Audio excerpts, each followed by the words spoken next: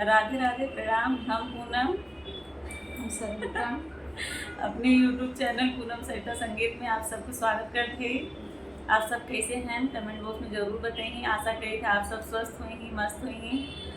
आज हमसे बहुत सुंदर लाचारी गीत लेकर आए हैं। आप सब सुने, आप सब कैसे लगा कमेंट बॉक्स में ज़रूर बताएंगे और वीडियो ज़्यादा से ज़्यादा शेयर करेंगे। आशा करे थे अच्छे लगे, ना अच्छा लगे तब वो शेयर कर दिया जाए। चार चूड़ी चार दर्जनवा, कलाई मोर दावे कंगनवा। चार चूड़ी चार दर्जनवा, कलाई मोर दावे कंगनवा। जाई कही अपने ससुर जी के अगवा, जाई कही अपने ससुर जी के अगवा।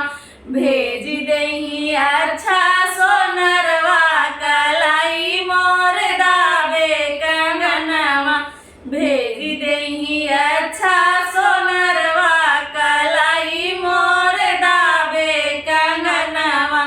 चार चूड़ी चार दर्जनवा, कलाई मोर दावे कंगनवा। चार चूड़ी चार दर्जनवा, कलाई मोर दावे कंगनवा। जाई कही अपने जेठ जी के अगवा, जाई कही अपने जेठ जी के अगवा। भेज दही अच्छा सोनरवा, कलाई मोर दावे कंगनवा। भेज दही अच्छा सोनरवा, कलाई मोर दावे कंगनवा। चार चूड़ी चार दर्जनवा, कलाई मोर दावे कंगनवा।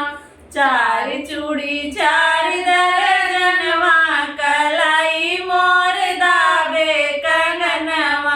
जाई कही अपने देवर जी के अगवा, जाई कही अपने देवर जी के अगवा।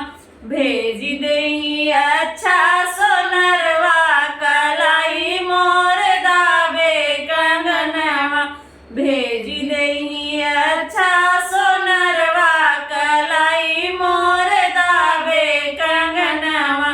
भेज दही अच्छा सोनरवा, कलाई मोर दावे कंगनवा।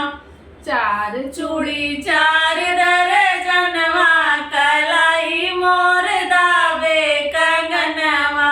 चार चूड़ी चार दर्जनवा, कलाई मोर दावे कंगनवा। जेकर जेकर चूड़ी कलाई दावत हो ना, सब अपने अपने ससुर कह दो, सोनार निक निक भेज दें जो सही कह दे। तो हर सबके कंगन चूड़ी